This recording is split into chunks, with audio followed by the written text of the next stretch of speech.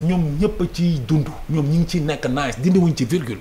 d'accord alors dañuy desani ba tey ci wàllum justice Karim gis nañu ki nga xamante ne moom mooy l'avocat bi di Juan Branco moom nag jot na interpellé suñu njiitum réew le président de la République son excellence Bassirou Diomaye Faye concernant les manifestations meurtrières. Donc l'avocat franco-espagnol Juan Branco mi ngi interpellé publiquement le président de la République, le premier ministre Ousmane Sonko et le ministre de la Justice, les appelant à rendre justice aux victimes des violences politico-judiciaires des années 2021 ba 2024 waaye tamit mi ngi demandé la création d'une juridiction spécialisée ou une commission vérité et réconciliation waaye tamit mi ngi exhorté l'État à saisir la Cour pénale internationale pour faire toute la lumière sur ces événements. Bi les plaidoiries nag day relancer le débat sur la mémoire, la justice et la responsabilité des nouvelles autorités face au passé récent. ok looy jàngatee l'interpellation de Juan Branco. Boubacar Ba Forum Civil wax na ko. lu taxaw laajoo ma ko. on est dans les points Karim. non attends dama ne. waaw dama ne. Boubacar Ba. bu Forum Civil doo xam nga ko. oui wax na ko. lii nii il a posé ces questions là. wax na sax ni Ousmane Sonko ne gars yi nañ def ay fisc pour les fonds politiques ak ay kii lu tax journaliste sénégalais waxuñu si. pour gars yi di redressement yi ñuy def nii. ñu def ko ci fonds politique yi. ak kii nu mu tudd fonds commun yi lu tax journaliste sénégalais yi waxuñu si. tant d'autres comme Birahim nu mu tudd Birahim Cissé la je pense waaw wax na si. maintenant dama bëgg xam quoi mais qui est Juan Branco. Birahim Seck du moins Birahim Seck wax na si. boobu léegi mi ngi koy wax propos yi nii te man dégguma benn journaliste bu ko jël def ko débat teg ko sujet bi nga ko waxee teg ko fii laaj ñu ko lu tax mais qui est Juan Branco quoi pour ñun les Sénégalais consommer les journalistes di jël ay waxu Juan Branco di ko def actualité quoi pour en parler et on discute de Juan Branco comme si Juan Branco était quelqu'un d'important quoi une personne importante Juan Branco qu'est-ce qu'il a fait pour le Sénégal pourquoi ok c'est lui qui va nous dire ñun comment on gère notre Sénégal comment on doit gérer notre justice. Et pourtant, il y a des activistes, il y a la société civile qui est là, qui sont très très engagés, qui ont depuis le début, depuis très très longtemps. Bon, il était tout petit, qu'ils étaient là au Sénégal, qui géraient ça. Bon, il pensait même pas qu'une fois il pourra voyager, en Afrique ou soit être quoi, qui que ce soit. Maintenant, la question que je me pose, mais pourquoi nous top petit Juan Branco quoi? Pourquoi Sénégalais yi nekk ci Juan Branco bu waxee ñu jël waxu Juan Branco bu ko def actualité quoi di wax ay Juan Branco wax na lii Juan Branco wax na lee. Même en dehors de Juan Branco Karim nekk na point bi nga xamante ne. tamit dañ koy exposer pour sax yéen ñi nga xamante ne aujourd'hui vous êtes dans le champ politique. ngeen mën si indi ay analyses ak ay aperçus. mais Mamoun. oui dama la laaj dama ne la man. ñaata yoon laa toog ak yow ñu wax ci lii. oui donc on est dans la continuité. non man je sais non attends mais c'est pas pour toi hein. Ce que je dis là du yow yaa tax may wax de. mais damay demaat feneen te journalistes yi dañ koy def à la une. jël ko def ko à la une Juan Branco te pourtant société civile bi. c'est pas la première ñëpp si doon wax depuis ku dégg bëccëg. exactement mel ni comme si lu bees la quoi. dafa nekk débat boo xamante ne. mais dama ruus ñi may seetaan na xam naa ay kilifa may seetaan. oui ay kilifa sinon moo Juan Branco. waaw njaaxum waaw. sinon moo ko toj. waaw. barke yàlla si ma wax ko musiba. wàllum justice moom. la question que je lui pose. oui jusqu'à présent il m'a pas répondu. Est-ce qu'il est homosexuel ou pas. Juan Branco tu es pédé ou pas. C'est une question que je lui pose et il m'a toujours pas répondu. Et vraiment j'attends sa réponse. Juan Branco, es-tu un homosexuel? Parce que vraiment, moi, j'ai besoin de savoir si tu es homosexuel ou pas. Es-tu homo, mon frère? Réponds-nous. Mais c'est une question que je pose. Tubaab bi góor jigéen du lu ñaaw si ñoom. góor jigéen ñaawul ci tubaab. Je lui ai posé une question. Non mais xam nga tamit maam boo nee ñu rafetal kàddu gi demee ne man damaa wax lu garaaw. dama ne ndax Juan Branco góor jigéen la am du góor jigéen. parce que dama ko gis ci lépp luy manifestation homosexuelle à l'étranger en France dama gis Juan Branco nekk ci kanam.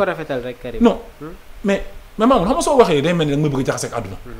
man lan laa wax lu ay dama ni Juan Branco est-ce qu'il est homosexuel ou pas. Je lui pose cette question parce que je vois que Juan Branco il est dans toutes les manifestations en Europe. D'accord. Devant les toute manifestation des homosexuels, des LGBT, il est toujours devant. Alors moi je l'interpelle et je lui pose en tant que Sénégalais activiste qui combat l'homosexualité, je lui pose des questions en fait. Parce qu'il est toujours au Sénégal lui. Allez-y. Et il s'intéresse au Sénégal du dëgg. Donc man j'ai le droit de lui poser la question si il est homosexuel ou pas. mais y a rien de grave, j'ai pas insulté, j'ai pas dit que je lui ai posé cette question là et je lui ai posé ça depuis très très longtemps, il m'a toujours pas répondu. waaw juste beneen mot bi rek moom mooy xaw a kii mais allez-y Karim. Est-ce qu'il est homo ou pas? problème d'accord. loolu rek laa koy laaj. très bien alors suñu ñëwee ba tey dans le fond gis nañu mu proposer sax la création d'une juridiction spécialisée waaye tamit une commission vérité et réconciliation Karim ci wàllu boobu tamit. bro pasel waa jooju waay. alors on va enchaîner toujours notre actualité ñu ñëw ci beneen ponk tamit muy concerner la succession de Barthélémy Diaz à la mairie de Dakar donc l'équation Khalifa Sall depuis la révocation de Barthélémy Diaz les tractations politiques s'intensifient pour sa succession taxawu mouvement de Khalifa Sall jamono ji nag mi ngi souhaiter garder le fauteuil mais fait face à des divisions internes Khalifa Sall de retour à Dakar war na arbitrer entre plusieurs candidats Ngoné Meng ak Babacar Meng tandis que le parti Pastef jamono ji nag ñi ngi tenté d'imposer seen choix muy la candidature de Abbas Fall le pouvoir en place et le camp taxawu sont en pleine négociation donc nan ngay jàngatee tey jii ni succession bi nga xamante ne day concerner voilà la mairie de Dakar. ñoo xam ne na seen ngelaw nangu mais ñun li ñuy xaar mooy.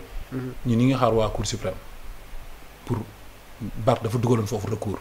parce que ñun waa Dakar dañoo voté campagne voté. fal Barth suffrage direct mu nekk président mu nekk maire de Dakar bu légitime comprendre nga ñu fal ko ñu dugal recours fële di xaar ba léegi tontooguñu Cour suprême ñu ngeen di xaar justice doit faite ci loolu parce que mënuñu dindi suffrage boo xam ne sénégalais yi ñoo ko voté direct fal suñu maire voté ko nii par le peuple mu nekk bu légitimité légale ñoom ñu dindi ko ci ay caaxaan ak ci ay haine ak ay yu kenn xamul ñun xam la ñuy xaar que justice soit faite ñun loolu lañ bëgg ñi ngi xaar Cour suprême yi man lijjantiwuma loolu ñooñu. sànq posé naa la question à Pape Cheikh Sylla mu ne dafa mel ni que sax ñi ngi soofantal décision bi nga xamante ne war na jóge ci Cour suprême. moo tax man je suis républicain ba pare man dama nekk wax dama légal je suis un légaliste comprendre nga man dama gëm ni Cour suprême ay nit ay juges yu digne ñoo fa nekk ay juges yu respecté Sénégal la ñu respecté république bi lañ. man loolu laa gëm parce que gis naa dama koy wax chaque fois ma ne Sénégal ñaar ñi ñoo fi des mooy sëriñ si ak juge yi magistrat yi fële Cour suprême man loolu laa gëm moo tax man maa ngi xaar ci ñoom laa am yaakaar ñu jëlaat delloowaat ñu sunu maire boo xam ne ñun dañoo xeex ba fal ko voté fal ko ñu jël urne yi ñu jël kii yi bulletins yi yóbbu ko dem compter Cour suprême moo taxaw ñu signature magistrat yi moo leen def ñoom maire du dëgg d'accord voilà man loolu laay xaar man par respect mais man lijjantiwuma keneen kuy def yeneen xam nga sax seen jot di tontu ci loolu noonu xam nga jot boobu sax. parce que man je les reconnais pas. d'accord waaw le renouveau de Barthélémy Diaz dans le champ politique gis nañ ko fan yi mi ngi accentuer li nga xamante ne moom mooy les sorties médiatiques donc Barth qui se profile à l'horizon est-ce que tey ji jàpp nga ne que mun na amaat un nouveau bond sur le champ politique kon yow amaat wala am na ko ba pare instant yii nii Barth pouvoir mu am nii fi ne nii. mais Karim si l'on se fie sur les élections yi nga xamante ne si la ñu jugee tey ji en termes de représentative populaire il faut oser le dire Barthélémy Diaz ne représente pas quand même loo xamante ne voilà que mun nañ ko teg ci kaw xam nga yow laa ko waxoon fii te yaakaar dama la koy waxaat dama ne la diggante élection yi passé ak léegi beaucoup d'eau a coulé sous les ponts wax naa la ko fii Karim yaa ngi koy wax di ko waxaat bëggoo si xóotal non xam nga lu tax du ma ci xóotal dama lu ko wax leen rek nañ dem ba si kanam ñu xool li fi xew ci diggante bi sax dafa am lu bari loo xam ne dafa am yu bëri yoo xamante ne dafay xew leer naññ mu nekk ñu dem ba si biir mu leeral lu bare ci bopp Sénégalais yi Sénégal dafa am fulla de Karim dafa am loo xamante ne xam nga ko mais nekk na question boo xamante ne dama ko seetlu en fait sur les plateaux en dehors des plateaux à chaque fois que j'expose Barthélémy Diaz di nga indi benn analyse mais tout le temps looy terminer mooy beaucoup d'eau ont coulé sous les ponts. waaw exactement lan nga bëgg a wax foofu Karim dama laa ne maanaam xam nga Barthélémy Diaz bi demoon législatif comprendre nga oui am benn député wala ñaari député Barthélémy Diaz bi wax Barthélémy Diaz yi bokkul politique yàq politique u diaboliser bi nga xam Pastef doon na ko def te Sénégalais yi xamuñu ko woon mensonge manipulation tricherie bi fi xewoon ba nit ñi doon wan ginnaaw gor yi di yàq deru gor yi di créer nit ñi di leen war a pare di leen sosal loolu noonu nga xam moo fi nekkoon ba Sénégalais yi xam nañ ko léegi loolu leer na ci bopp Sénégalais ñiy wax nag lekk Barthélémy Diaz amul li nga xamante ne moom mooy lecture politique ñooñu ñan la va voir koo ci topp kër Ousmane Sonko nga jëm parce que déjà rek tolloon nañu avant la présidentielle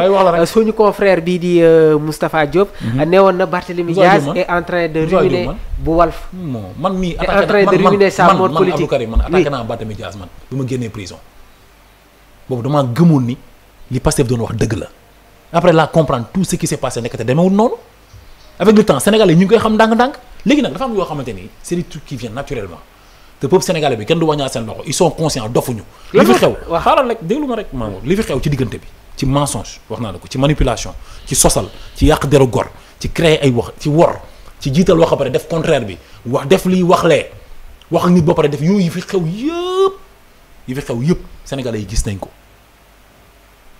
ñoom dañu Barthélémy Dias traître la dafa dem di wax ak Macky Sall di négocier ak Macky Sall ñoom bi ñu génnee tooguñ Diomaye ne woon a Aliou Sall Amadou Sall pour gis Macky Sall ñoom waxuñu ni ñoom dem nañ toog ak Macky Sall waxtaan déggoo protocole président ñi ànd président ne ñoom ànd nañ moom Diomaye kii dem ndogu jigéen Macky Sall bi nekkee ci président bi yow déggoo lool dama lay laaj kon Barthélémy Dias na la nekkee traître kam moo njëkk nekk traître lan mooy traître bi